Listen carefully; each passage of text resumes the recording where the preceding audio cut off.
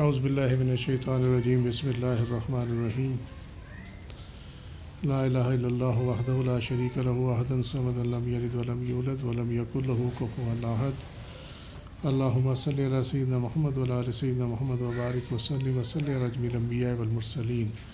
السلام علیکم ورحمۃ اللہ وبرکاتہ۔ چیپٹر 57 شرح صحیح بخاری کتاب البیوع، book of sales and trade. اگر کسی شخص نے کچھ اسباب یا ایک جانور خریدا اور اس کو بائی کے پاس رکھوا دیا تو وہ اسباب تلف ہو گیا یا جانور مر گیا اور ابھی مشتری نے اس پر قبضہ نہیں کیا تھا۔ یہ چیپٹر ہے، لمبا ہے، اس کا ٹائٹل اذا اشتری متاعا او دابۃ فوضعہ عند البائع او مات قبل ان یقبض۔ علامہ ابن بطال مالکی کہتے ہیں کہ جب سامان خریدار کے قبضے سے پہلے ہلاک ہو جائے تو اس میں فقہا کا اختلاف ہے۔ پیمنٹ کر دی ہے، ابھی ڈلیوری نہیں لی، ٹھیک ہے، تو امام ابو حنیفہ اور امام شافعی نے کہا کہ اس صورت میں بائع اس نقصان کا ضامن ہوگا کیونکہ اس کے قبضے میں ہے چیز، ٹھیک ہے، بائع بیچنے والا، ٹھیک ہے، نہیں۔ امام احمد بن حنبل نے کہا کہ یہ خریدار کا نقصان ہوگا۔ امام مالک نے کہا کہ اگر وہ کپڑا اور غلہ ہو اور خریدار کے قبضے سے پہلے ضائع ہلاک ہو جائے تو اس کا بائع ضامن ہوگا۔ بائع کس کو کہتے ہیں؟ بیچنے والا، مشتری خریدار۔ اور اگر وہ جانور یا زمین ہو تو خریدار کا نقصان ہوگا۔ انہوں نے بائفرکیٹ کر دیا اس کو، امام مالک نے، کہ اگر کپڑا اور غلہ ہو تو قبضے سے پہلے اگر نقصان ہو گیا تو پھر بیچنے والے کی ذمہ داری ہے، اور اگر وہ جانور ہے یا زمین ہو تو خریدار کا نقصان ہے۔ لیکن امام ابو حنیفہ اور امام شافعی نے کہا ہے کہ ہر صورت میں یہ نقصان جو ہے یہ جائے گا بیچنے والے پر، ٹھیک ہے، سیلر پہ جائے گا۔ آگے یہ تعلیق ہے، اور ابن عمر رضی اللہ عنہ نے کہا بیع کے وقت جو مال زندہ تھا اور بیع میں شریک تھا اگر وہ تلف ہو گیا تو خریدار پر پڑے گا۔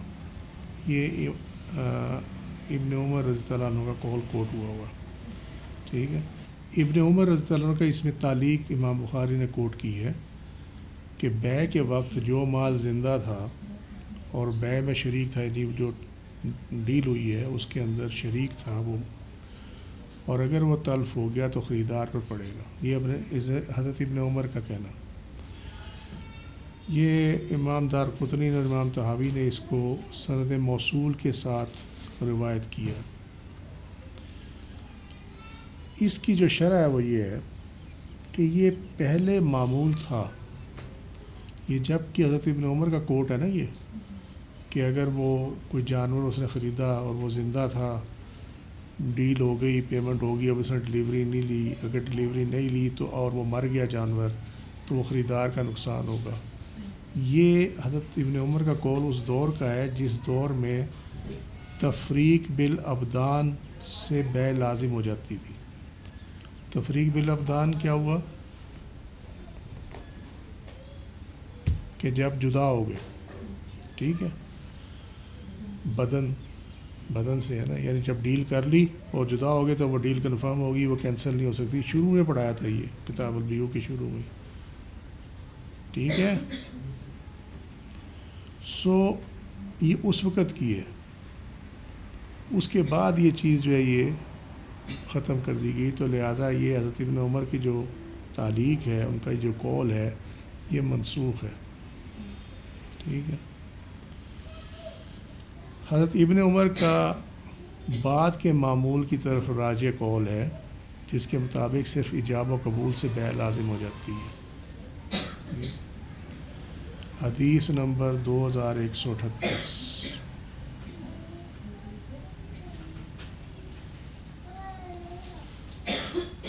یہ 476 میں گزر چکی ہے، اور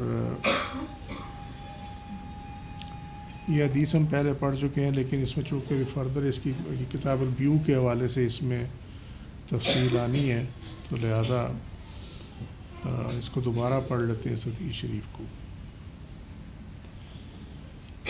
روایت حضرت عائشہ صدیقہ رضی اللہ عنہا کی ہے، انہوں نے بیان کیا کہ ایسے دن بہت ہی کم آئے جب نبی کریم صلی اللہ علیہ وسلم صبح شام میں کسی نہ کسی وقت حضرت ابوبکر صدیق رضی اللہ عنہ کیا تشریف نہ لے کر جائیں، یعنی بہت کم ایسا ہوا۔ پھر جب آپ صلی اللہ علیہ وسلم کو مدینہ کی طرف ہجرت کی اجازت دی گئی تو ہماری گھبراہٹ کا سبب یہ ہوا کہ آپ ظہر کے وقت ہمارے گھر تشریف لائے، یہ خلاف معمول تھا۔ جب ابوبکر رضی اللہ عنہ کو آپ صلی اللہ علیہ وسلم کی آمد کی اطلاع دی گئی تو انہوں نے بھی یہی کہا کہ نبی کریم صلی اللہ علیہ وسلم اس وقت ہمارے یہاں کوئی نئی بات پیش کرنے کی وجہ سے آ سکتے ہیں، تشریف لائے ہیں۔ جب آپ صلی اللہ علیہ وسلم نے ابوبکر رضی اللہ عنہ کے پاس پہنچے تو آپ صلی اللہ علیہ وسلم نے فرمایا کہ اس وقت جو لوگ تمہارے پاس ہوں انہیں ہٹا دو، کوئی علیحدگی میں بات کرنی ہے۔ ابوبکر رضی اللہ عنہ نے عرض کیا یا رسول اللہ، یہاں تو صرف میری یہی 2 بیٹیاں ہیں، یعنی عائشہ اور اسماء رضی اللہ عنہما۔ آپ صلی اللہ علیہ وسلم نے فرمایا کہ تمہیں معلوم بھی ہے مجھے تو یہاں سے نکلنے کی اجازت مل گئی ہے، یعنی ہجرت کی اجازت مل گئی ہے۔ ابوبکر رضی اللہ عنہ نے پوچھا یا رسول اللہ، کیا میں بھی آپ کے ہمراہ ہوں گا؟ آپ صلی اللہ علیہ وسلم نے فرمایا ہاں تم بھی میرے ساتھ رہو گے، یعنی جب میں ہجرت کے لیے سفر کروں گا تو میرے ساتھ رہو گے۔ حضرت ابوبکر نے عرض کیا یا رسول اللہ، میرے پاس 2 اونٹنیاں ہیں جنہیں میں نے نکلنے ہی کے لیے تیار کیے، نہیں مجھے کوئی اندازہ تھا، کہنے کا مقصد یہ ہے کچھ اندازہ تھا تو میں نے یہ سفر کے لیے ہی تیار کی تھی، آپ ان میں سے ایک لے لیجئے۔ آپ صلی اللہ علیہ وسلم نے فرمایا کہ اچھا، قیمت کے بدلے میں نے 1 اونٹنی لے لی، قیمت کے بدلے میں، ٹھیک ہے، یہاں تک حدیث مکمل ہو جاتی ہے۔ اب اس حدیث کی جو نچلی لائن ہے سب سے، کہ جب آپ صلی اللہ علیہ وسلم نے فرمایا کہ قیمت کے بدلے میں نے 1 اونٹنی لے لی، ٹھیک ہے، تو دیٹ مینس یہ دلیل ہے اس پہ کہ ایجاب و قبول سے ڈیل فائنل ہو جاتی ہے، اس میں جدا ہونے کی ضرورت نہیں ہے کہ مجلس سے آپ اٹھیں گے تو تبھی ڈیل فائنل ہوگی، ڈیل تبھی ہو جاتی ہے جب ایجاب و قبول ہو جائے۔ تو اس حدیث میں ایک تو دلیل یہ ہے، ٹھیک ہے۔ الملہم نے کہا کہ امام بخاری نے اس حدیث سے استدلال کرنا چاہا ہے کہ جب خریدار کسی چیز کو خرید کر سیلر کے پاس ہی چھوڑ دے، بائے کے پاس ہی چھوڑ دے، تو وہ چیز خریدار کی ضمان میں آ جاتی ہے۔ ضمان ایکچولی ضمانت تو تم لوگوں نے سمجھی ہوگی نا، ٹھیک، یہ ضمان کئی معنوں میں استعمال ہوتا ہے، یہاں ضمان جو ہے وہ رسک کے معنوں میں ہے کہ پھر رسک جو ہے وہ خریدار کا ہے، یہ امام بخاری چاہ رہے ہیں اس حدیث سے ثابت کرنا۔ اور اگر وہ چیز تلف ہو جائے، یعنی اگر وہ خراب ہو جائے، ہلاک ہو جائے، کچھ ہو جائے، تو وہ خریدار کا نقصان ہوتا ہے، کیونکہ نبی کریم صلی اللہ علیہ وسلم پر اونٹنی کی قیمت واجب ہو گئی تھی اور آپ صلی اللہ علیہ وسلم نے وہ اونٹنی حضرت ابوبکر کے پاس ہی چھوڑ دی تھی، ٹھیک ہے۔ اب اگر وہ اونٹنی مر جاتی ہے، تلف ہو جاتی، تو نبی کریم صلی اللہ علیہ وسلم کے کرم اور حسن اخلاق سے بعید تھا کہ آپ صلی اللہ علیہ وسلم اس نقصان کو حضرت ابوبکر پر ڈالتے۔ یہ اس حدیث سے ثابت کرنا چاہ رہے ہیں امام بخاری، ٹھیک ہے، ٹھیک ہوگی بات، اس لیے انہوں نے اس کو یہاں پہ کوٹ کر دیا۔ لیکن امام ابو حنیفہ اور امام شافعی کا یہ ہے کہ یہ جائے گا سیلر کے اس پر اگر چیز اسی کے قبضے میں موجود ہے۔ اب یہاں یہ جو سمجھنے والی بات یہ ہے، عام آدمی یہ کہہ سکتا ہے کہ جی دیکھیں اس حدیث سے تو ثابت ہوتا ہے، ٹھیک ہے، لیکن اصول وہاں پہ پھر پرانا والا ہی آئے گا جو پہلے بڑی دفعہ سمجھایا ہوا ہے کہ ایک حدیث نہیں، پھر اس پہ اس ٹاپک کے حوالے سے، اس عنوان کے حوالے سے کہ اگر پیمنٹ کر دی جائے اور خریدار ڈلیوری نہ لے اور وہ مال بیچنے والے کے پاس ہی پڑا ہوا خراب ہو جائے، یا اگر وہ جانور ہے ہلاک ہو جائے، کچھ ہو جائے، تو اس کے جو نقصان ہے وہ کس پہ ڈالا جائے گا، اس ٹاپک کے اوپر تمام احادیث اکٹھی کی جائیں گی، اس کے بعد اس کا فیصلہ کیا جائے گا کہ یہ نقصان کس پہ ڈالا جاتا ہے۔ اس کے بعد جو امام ابو حنیفہ نے اس کو ایکسٹریکٹ کیا ہے، انہوں نے یہ کہا کہ یہ نقصان جو ہے یہ بیچنے والے پر ہوگا۔ ٹھیک ہے، بات اب کلیئر ہو گئی۔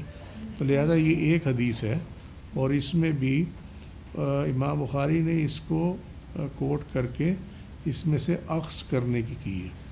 ٹھیک، اس میں کوئی حکم موجود نہیں ہے، اگر حکم موجود ہوتا تو بات دوسری ہوتی۔ کلیئر ہو گئی بات۔ چیپٹر 58 لا یبیع ولا بیع اخیہ ولا یصوم ولا صوم اخی حتی یأذن لہ او یترک۔ کوئی مسلمان اپنے کسی مسلمان بھائی کی بیع میں دخل اندازی نہ کرے، اور بھائی کے بھاؤ لگاتے وقت کس کے بھاؤ کو نہ بگاڑے جب تک وہ اجازت نہ دے یا چھوڑ نہ دے۔ ہیڈنگ کی حد تک سمجھا رہا ہوں کہ ہیڈنگ جو ہے، باب کا عنوان جو ہے وہ ماننا یہ ہے کہ اگر کسی چیز کے حوالے سے کسی شخص کا کوئی ڈیل چل رہی ہے اور دوسرا بائر بھی وہاں پہ کھڑا ہے، تو اس کے لیے یہ ہے کہ وہ ویٹ کرے، پہلے اس کی ڈیل ہوتی ہے یا نہیں ہوتی، اس کو دیکھ لے، اس کے بعد اپنی بات کرے، اس کی ڈیل کو خراب نہ کرے۔ حدیث نمبر 2139، یہ روایت حضرت ابن عمر رضی اللہ عنہ کی، نبی کریم صلی اللہ علیہ وسلم نے فرمایا کوئی شخص اپنے بھائی کی بیع پر بیع نہ کرے، یعنی ایک کا سودا ہوا ہے، اس کو توڑوا کے اپنا سودا نہ کرے اس کے اوپر، عام الفاظ میں ایسا ہے۔ ٹھیک ہے، اب اس کی جو شرح ہے وہ یہ ہے، یہ جو کوئی شخص اپنے بھائی کی بیع پر بیع نہ کرے، لا یبیع بعضکم علی بیع اخیہ، کہ جب اس کے بات ہو جائے تو اس کے بعد اپنا سودا اس کے اوپر نہ کرے۔ یہ تب ہے جب خرید و فروخت کرنے میں مبیع کی ایک قیمت پر متفق ہو جائے، یعنی ان کی ڈیل ہو جائے، اور پھر کوئی شخص بائع کو خریدار کی نسبت زیادہ قیمت دے کر وہی چیز خریدنا چاہے۔ ٹھیک ہے، یعنی منڈی میں انہوں نے کہا جی یہ 40 من گندم ہے، یہ جو ہے نا میں آپ کو 80,000 روپیہ اب ڈیل ہو گئی، پیچھے سے ایک بندہ ہے، اس نے کہا جی 85 میرے سے لے لو، مجھے دے دو، تو یہ منع فرمایا گیا۔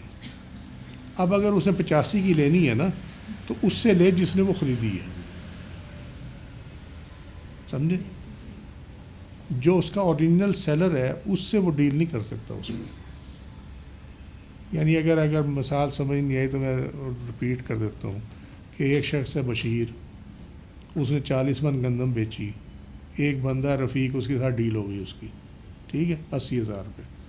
پیچھے کھڑا تھا اعظم، اس نے بشیر کو کہا جی آپ 85 میرے سے لے لیں، آپ اس کو رفیق کو نہ دیں، آپ مجھے 85 میں یہ 40 من گندم مجھے دے دیں، یہ منع فرمایا گیا۔ ٹھیک ہے، جب کہ ان کی ڈیل ہو چکی ہوئی تھی۔ اب کلیئر ہو گئی بات۔ جہاں تک تعلق ہے نیلام کا، کیونکہ اس میں یہ آ جاتا ہے کہ نیلامی، پھر نیلامی کس کھاتے میں ہے، ٹھیک ہے، کیونکہ اس میں تو بولی پہ بولی لگتی ہے، لیکن اس میں بولی پہ بولی اس لیے لگتی ہے کہ اس میں فائنل نہیں ہوا ہوتا۔ یہاں جو ہم اوپر بات کر رہے ہیں وہ یہ ہے کہ ان کی ڈیل فائنل ہو گئی ہوئی ہے، جیسے یہ پراپرٹیز میں ہوتا کہ ڈیل فائنل ہوگی، اور جی کوئی بات نہیں جی، ابھی تو بیانہ ہوا نا جی، تو آپ اس طرح کریں کہ مجھ سے اتنے لے لیں، مجھے یہ پراپرٹی دے دیں، ٹھیک ہے، یہ نہیں ہو سکتا، یہ منع ہے۔ نیلام میں بولی لگانا جائز ہے، اس کی روایت یہ ہے۔ انس بن مالک رضی اللہ عنہ سے روایت ہے کہ ایک انصاری نبی کریم صلی اللہ علیہ وسلم کے پاس مانگنے کے لیے آیا۔ آپ نے پوچھا کیا تمہارے گھر میں کچھ بھی نہیں ہے؟ بولا کیوں نہیں، ایک کمبل ہے جس میں سے ہم کچھ اوڑھتے ہیں اور کچھ بچھا لیتے ہیں، اور ایک پیالہ ہے جس میں ہم پانی پیتے ہیں، یعنی ایک کمبل ہے اور ایک پیالہ ہے۔ آپ صلی اللہ علیہ وسلم کو دونوں ہی لے آؤ،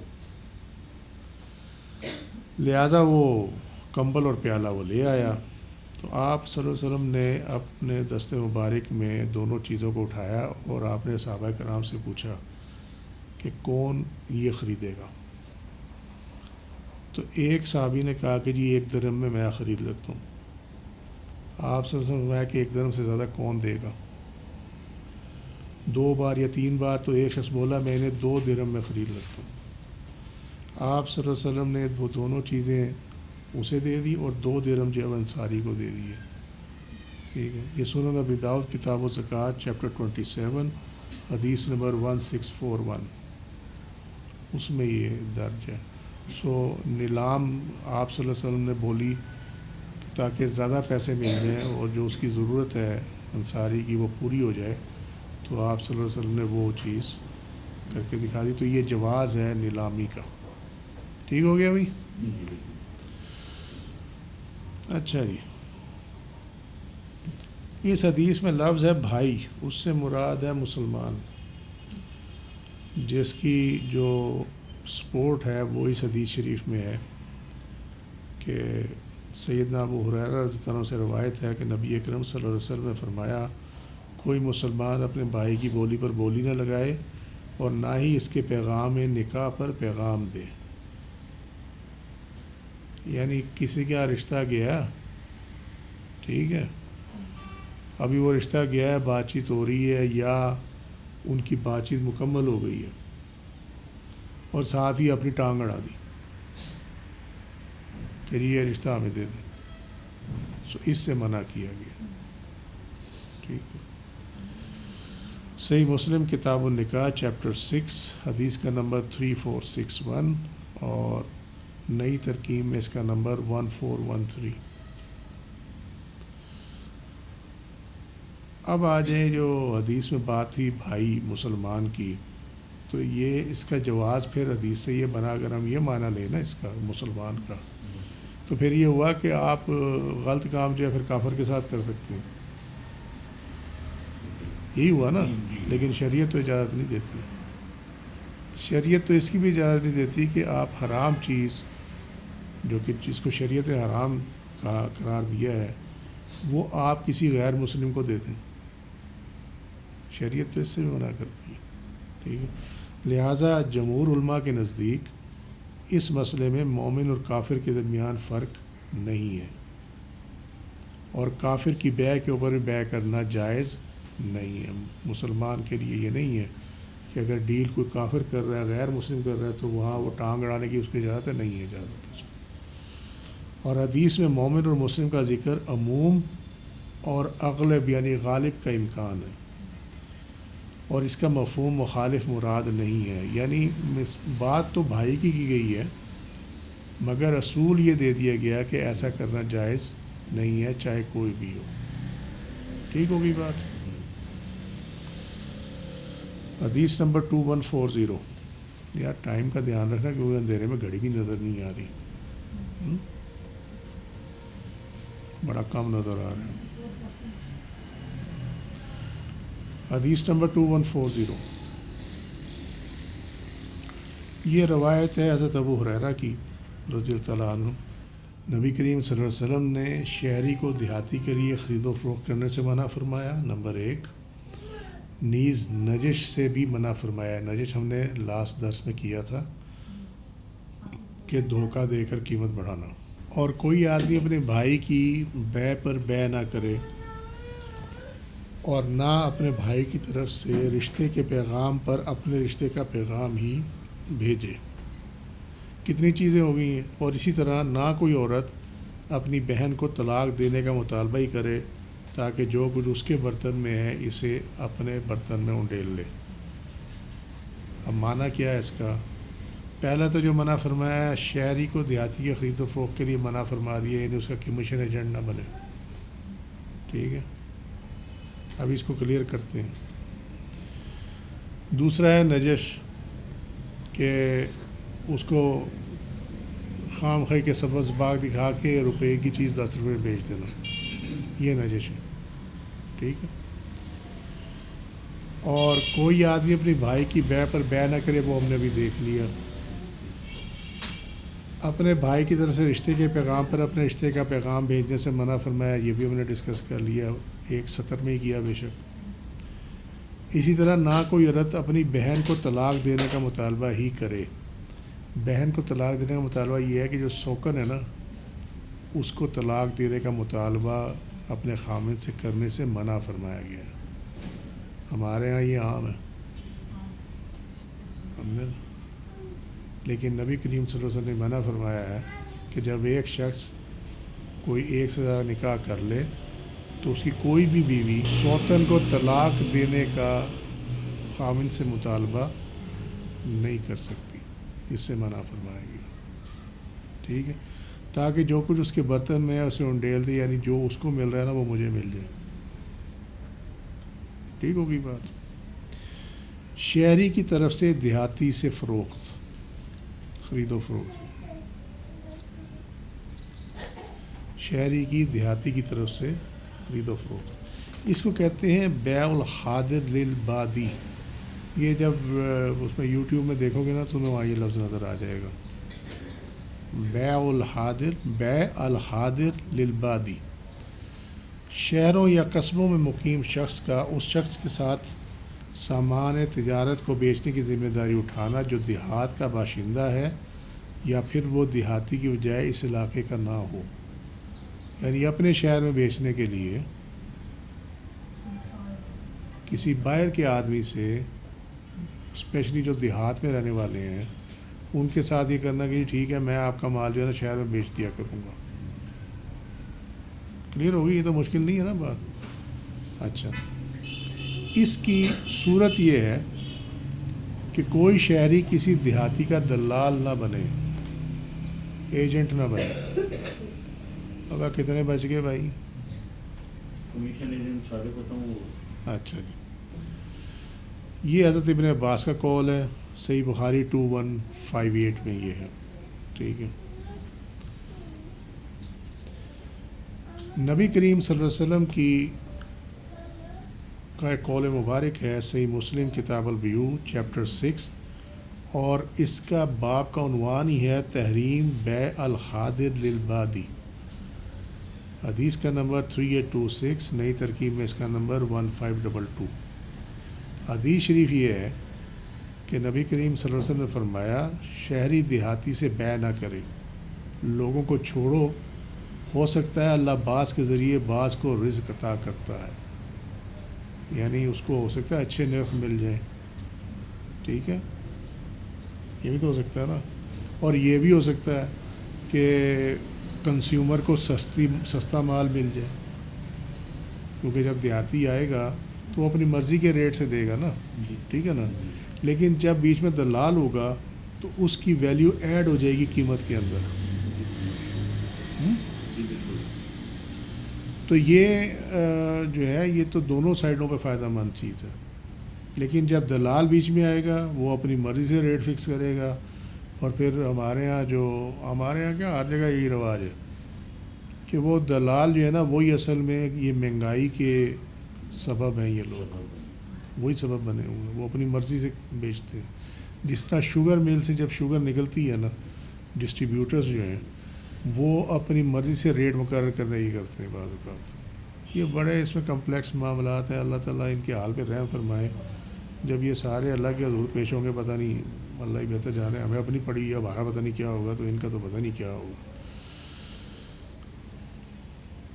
الحاضر للبادی، الحاضر سے مراد ہے دلال، الحاضر، حاضر ہے نا حاضر، جی، اس کے پیچھے ال لگا دو، ٹھیک ہے، الحاضر، عربی میں تو داد ہی پڑھیں گے نا، اس کو اردو میں پڑھنا ہے تو الحاضر پڑھ لو۔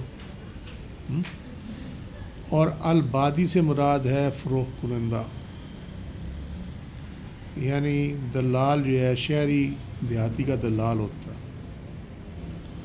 الفتح میں ہے، اور الحلوانی نے کہا کہ شہری دلال دیہاتی کو بیع کرنے سے منع کرے اور وہ اسے کہے تو خود نہ بیچ، میں اس کے بارے میں بہتر جانتا ہوں، پس وہ اس کا وکیل ہو جاتا اور بیع کرتا اور مہنگے داموں فروخت کرتا، اور اگر وہ اسے یعنی دیہاتی کو خود بیع کر لیے چھوڑ دے تو وہ شہر لوگوں کو سستے داموں میں مل جائے گی، یہی بتایا تمہیں، ٹھیک ہے۔ سو اس لیے منع فرمایا گیا کہ یہ قیمتوں میں اضافے کا سبب بنتی ہے یہ چیز، ٹھیک ہے۔ رد المختار فتاوی شامی کتاب البیوع باب البیع الفاسد، یہ بیع الفاسد میں ہے، یہ چیز جو ہے جلد 8 صفحہ 876 ضیاء القرآن پبلیکیشن لاہور نے اس کو پرنٹ کیا۔ صاحب ہدایہ نے کہا ہے کہ شہر کا رہنے والا مہنگے ثمن کا طمع یعنی مہنگی قیمت کا طمع اور لالچ کرتے ہوئے دیہات میں رہنے والے سے بیع کرے کیونکہ اس میں اس کو ضرر پہنچانا مقصود ہے، اس لیے یہ مکروہ ہے۔ ٹھیک۔ الفصول الرمادی میں امام ابو یوسف سے منقول ہے، اگر اعرابی کوفہ میں آئیں اور وہ ارادہ کریں کہ وہاں سے خوراک مہیا کریں اور وہ عمل اہل کوفہ کو نقصان اور ضرر پہنچاتا ہو، فرمایا میں انہیں اس سے منع کروں گا، کیا تو جانتا نہیں کہ اہل شہر کو ذخیرہ اندوزی کے لیے خریدنے سے منع کیا جاتا ہے؟ میں سمجھاتا ہوں یہ کیا بھی۔ رد المختار فتاوی شامی کتاب البیوع باب البیع الفاسد جلد 8 صفحہ 875 876 اور ضیاء القرآن پبلیکیشن لاہور نے اس کو پرنٹ کیا۔ ناؤ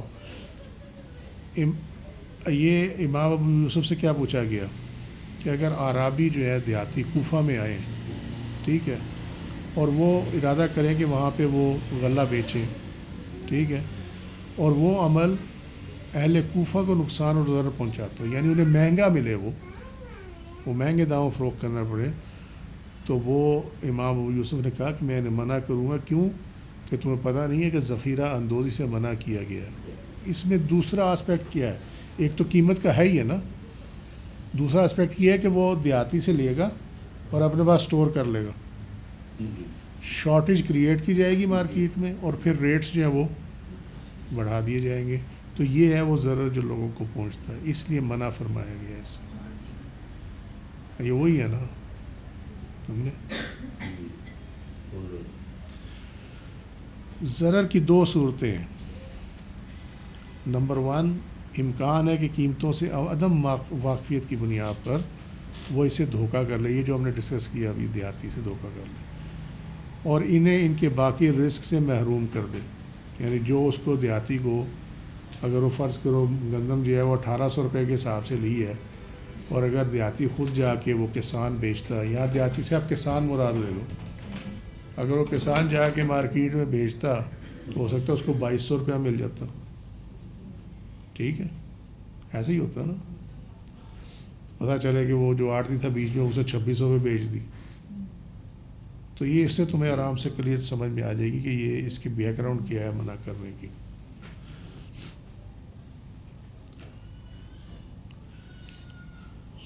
جس کے لیے انہوں نے اتنی مشقت اٹھائی، یعنی صحراؤں میں جنگلات کو عبور کیا، خطرات برداشت کیے، وہ لوگوں کے لیے لقمہ تر بن جائے گا جنہوں نے اس کے لیے کچھ بھی کاوش نہیں کی۔ آڑتی وغیرہ تو کچھ نہیں کرتے نا، ہل چلایا کسان نے بیچارے نے، محنت اس نے کی، دھوپ گرمی پانی ہر چیز میں وہ لگا رہا، ٹھیک ہے، ٹھنڈ میں وہ لگا رہا، صبح کو 3 بجے تم سوئے ہوتے وہ پانی لگانے جا رہا ہوتا ہے فصلوں کو، ایسا ہی ہوتا ہے جی، ٹھیک ہے۔ وہ اتنی وہ محنت کرے اور اس کو پورا اس کا معاوضہ نہ ملے تو شریعت اس کو منع کرتی ہے۔ اور جس نے کچھ بھی نہیں کیا وہ اپنے گھر میں آرام سے سویا ہوا ہے، ویٹ اس نے کیا کہ فصل آ گئی لا جی رکھ دو، یہ تیرے پیسے ہیں، میں جانوں فصل جانے اور لوگ جانے، ٹھیک ہے۔ تو جس نے کوئی محنت ہی نہیں کی وہ سارا ملائی لے جائے، اور جس نے اتنی محنت کی اس کو کچھ بھی نہ ملے۔ سیکنڈ، کوئی دیہاتی یا کسی بستی کا باشندہ شہر میں اپنا سامان تجارت لے کر آئے تاکہ اسے اس دن کی قیمت یا پھر کسی ایسے بھاؤ پر بیچ کر واپس لوٹ جائے جس کی اسے ضرورت ہو یا جو اس کے لیے کافی ہو۔ ایسے میں اس کے پاس کوئی شہری شخص اگر کہے کہ اس سامان کو میرے پاس رکھ دو تاکہ اسے میں تھوڑا تھوڑا کر کے زیادہ دام پر بیچ دوں، ایسے کرنے سے شہر کے باشندوں کو نقصان ہوتا ہے۔ وہی ہورڈنگ آ جائے گی نا، روک روک کے بیچیں گے۔ چنانچہ شریعت نے شہر میں آنے والے اجنبی فروخت کنندہ اور شہر کے باشندوں دونوں کے حقوق و تحفظ فراہم کیا ہے۔ یہ میں نے اس میں ایڈ کر دیا اضافہ آج مولف درس، ٹھیک ہے۔ امام مالک، امام شافعی، امام احمد کے نزدیک شہری کی دیہاتی سے بیع حرام ہے۔ امام ابو حنیفہ کے نزدیک ایجاب و قبول کے مکمل ہونے کی بنا پر بیع جائز ہے، ٹھیک ہے۔ علامہ بدر الدین عینی نے کہا کہ بیع تو جائز ہوگی لیکن کرنے والا گناہ گار ہوگا۔ بیع تو جائز ہو جائے گی کیونکہ ایجاب و قبول ہے نا، فاسد نہیں ہوگی، ایجاب و قبول ہو گیا، اس کی جو ٹرمز ہیں وہ پوری ہو گئی، لیکن ایسا کرنے والا گناہ گار ہوگا. 3 امام نے تو اسے حرام قرار دیا نا اوپر سے. سو یہ گناہ ہے، گناہ کبیرہ ہے. ٹھیک ہے، ہمارے نزدیک تو یہ گناہ کبیرہ ہے اس لیے کہ یہ لوگوں کی زندگیوں کو افیکٹ کرتا ہے. جو چیز روپے میں ملنی چاہیے وہ آپ کو 3 روپے میں، 4 روپے میں ملے، 5 روپے میں ملے تو کوئی تک تو نہیں ہے نا اس کی. اس کی مثال انہوں نے دی ہے کہ جیسے اذان جمعہ کے وقت خرید و فروخت ممنوع ہے، لیکن اگر کوئی خرید و فروخت کرے تو بیع تو جائز ہو جائے گی، لیکن وہ گناہ گار ہوگا خرید و فروخت کرنے والا، کیونکہ منع کیا گیا. سمجھے؟ اب یہاں ادھر جمعہ اور ہوتا ہے ادھر لوگ جو ہے خرید و فروخت میں لگے ہوتے ہیں. عمدۃ القاری جلد 11 صفحہ 370، نعم الباری میں جلد 4 صفحہ 704 پر. احناف کے نزدیک ممانعت کی صورت یہ ہے جب اس کا مقصد شہر والوں کو ضرر پہنچانا ہو یا ان کو دھوکہ دینا ہو، لیکن جب ان کو ضرر پہنچائے نہ دھوکہ دے تو پھر اس بیع میں کوئی حرج نہیں ہے. فتح القدیر جلد 6 صفحہ 437-38، نعم الباری میں جلد 4 صفحہ 704. اب اس کو ضرر نہ پہنچانے کی نیت اس کو ڈٹرمن کرنا بہت مشکل کام ہے، کیونکہ ہر کوئی 4 پیسے کمانے کے لیے کچھ کرتا.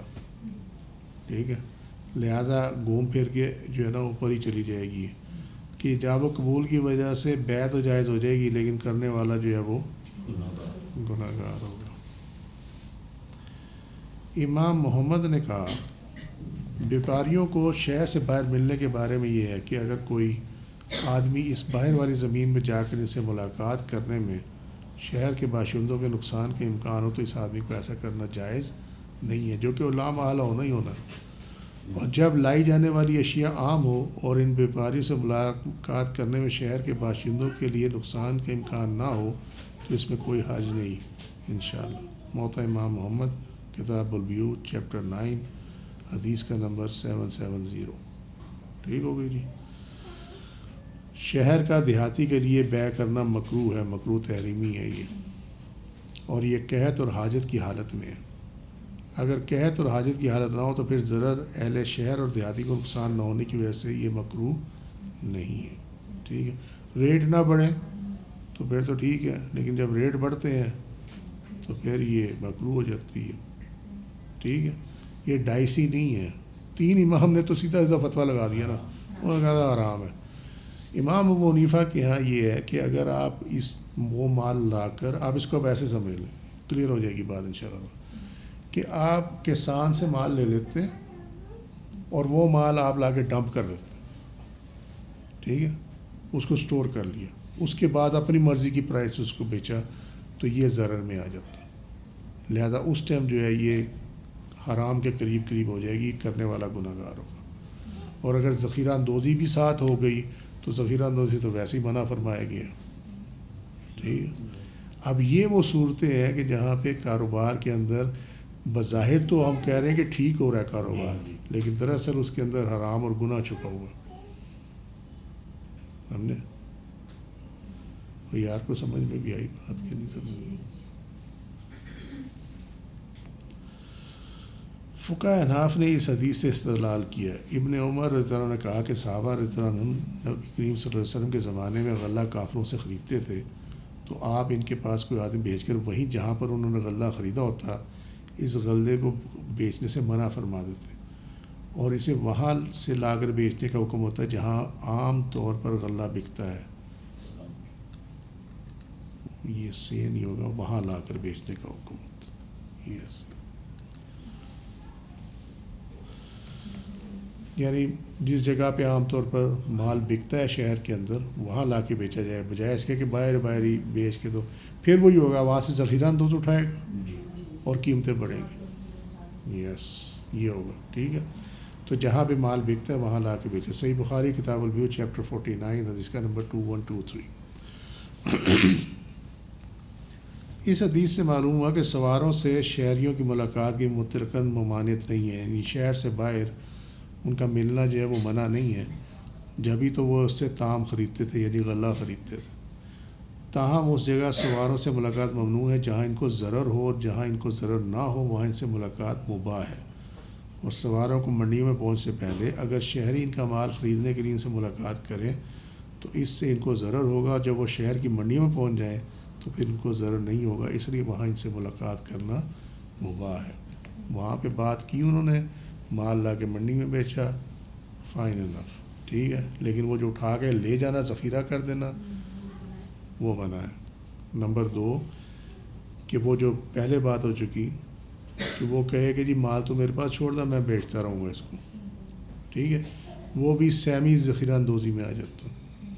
اسی طریقے سے جو دیہاتی سے جو ہے نا اس کو بہت کم قیمت دے دی اور جا کے اپنی مرضی سے جو ہے وہ ہائی ریٹ میں بیچ دیا, یہ بھی منع ہے. یہ تینوں صورتیں منع ہے. ٹھیک ہے, کلیئر ہوگی بات. فقہ اناف کے موقف پر امام طحاوی نے اس حدیث سے بھی استدلال کیا. ابن سیرین نے حضرت ابو ہریرہ سے روایت کی ہے کہ جناب رسول اللہ صلی اللہ علیہ وسلم نے فرمایا, باہر جا کر تاجروں سے ملاقات مت کرو اور کوئی شہری دیہاتی سے بیع نہ کرے. جب بازار میں داخل ہو تو بائع کو اختیار حاصل ہوگا کہ وہ ڈیل کرے یا نہ کرے. اس روایت میں آگے جا کر تاجروں سے سامان خریدنے کی ممانعت ہے. پھر فروخت کرنے والے کو اختیار دیا جب کہ وہ منڈی میں پہنچ جائے. اور خیار یعنی اختیار تو درست خرید و فروخت میں ہوتا. اگر بیع فاسد ہوتی تو خریدار اور بائع کو فسخ پر مجبور کیا جاتا اور کسی کو انکار کا اختیار نہ دیا جاتا. اس میں گھبراؤ نہیں, ابھی میں کر لیتا ہوں اس کو, تمہارے ایک تو فوراً طوطے اڑ جاتے ہیں, مصیبت یہ ہے. یہاں جب بائع کو اختیار دے دیا تو اس سے اس کی درستی ثابت ہو گئی اگرچہ اس نے ممنوع ملاقات کی. معاملہ کیا ہے, وہ کہتے ہیں کہ اسی پہ چلے جاؤ کہ باہر وہ ملا اس سے, ٹھیک ہے, مال منڈی میں نہیں ہے, باہر ملا جا کے اس سے ملاقات تو کر لی, ٹھیک ہے, لیکن پھر فروخت کرنے والے کو اختیار دیا جب کہ وہ منڈی میں پہنچ جائے. روایت میں دیا گیا. تو خرید و فروخت کی جب بات چیت ہو رہی تھی اس میں تو اختیار ہوتا ہے کہ آپ ڈیل کو کینسل کر دیں, ٹھیک ہے, لیکن جب خرید و فروخت کی بات ہو گئی تو بیع فاسد, اگر وہ کہتے ہیں اگر بیع فاسد ہوتی ہے نا تو پھر حکم دیا جاتا ہے کہ اس جو ڈیل ہے اس کو وہیں پہ ختم کر دیا جائے, ٹھیک ہے, یہ ہے وہ. تو خریدار اور بائع کو فسخ پر مجبور کیا جاتا اور کسی کو انکار کا اختیار نہ دیا جاتا. لہذا ڈیل تو ٹھیک ہو گئی ہے. جب یہاں بائع کو خیار دے دیا گیا, اختیار دے دیا گیا بیچنے والے کو کہ تو جا کر منڈی میں جو ہے وہ بیچ دے, یہ آپ اس کو ایسے سمجھ لیں, کلیئر پکچر سمجھ میں آ جائے گی کہ جی میرا یہ منڈی میں ٹھیا ہے, آپ مال یہاں لے آئیں, آپ یہاں پہ بیٹھ کے اپنا مال بیچیں اور مجھے اتنی کمیشن دے دیں میری جگہ کی استعمال کی, کرائے کی صورت میں یہ وہ, ٹھیک ہے. تو اس صورت میں اگر اس نے باہر بھی اس سے ملاقات کی ہے تو اس میں کوئی حرج نہیں ہے, کیونکہ اختیار جو ہے وہ بیچنے والے کا ہے کہ وہ کس قیمت میں بیچے گا. اب کلیئر ہوئی بات, ٹھیک ہے. تو وہ کہتے ہیں کہ یہ اس صورت میں اگر یہ فاسد بیع ہوتی تو پھر حکم یہ ہوتا ہے کہ جو تم نے باہر ڈیل کی ہے شہر سے یا حدود سے باہر کی ہے, منڈی سے باہر کی ہے, اس کو ختم کر دیا جائے. وہ ختم نہیں کروائی گئی. دیکھا یہ گیا کہ کیا جس کا مال ہے اس کو بیچنے کا اختیار دیا گیا ہے یا نہیں دیا گیا. اگر وہ دیا گیا ہے تو پھر جو باہر بھی اگر ملاقات ہوگی تو اس میں کوئی حرج نہیں ہے. فقہ حنفی نے اس کی باریکی میں جا کر اس کو اڈاپٹ کیا. 3 امام نے اس کو آؤٹ رائٹلی جو ہے وہ حرام قرار دے دی, ٹھیک ہے. تو امام ابو حنیفہ کے مسلک میں پھر بھی گنجائش نکلتی ہے کچھ نہ کچھ, لیکن وہاں بھی سیف گارڈ موجود ہے کہ کسان اپنی مرضی سے بیچے گا تب ٹھیک ہوگا, اور اگر ہولڈنگ کرے گا تو منع ہے. کلیئر بات ہوگی, ٹھیک ہے جی. آج کے لیے اتنا ہی. وما علینا الا البلاغ واللہ ورسولہ اعلم بالصواب. سبحانک اللہم وبحمدک اشہد ان لا الہ الا انت استغفرک واتوب الیک. عملت السوء وظلمت نفسی فاغفر لی فانہ لا یغفر الذنوب الا انت. سبحان ربک رب العزۃ عما یصفون وسلام علی المرسلین والحمد للہ رب العالمین. السلام علیکم ورحمۃ اللہ وبرکاتہ.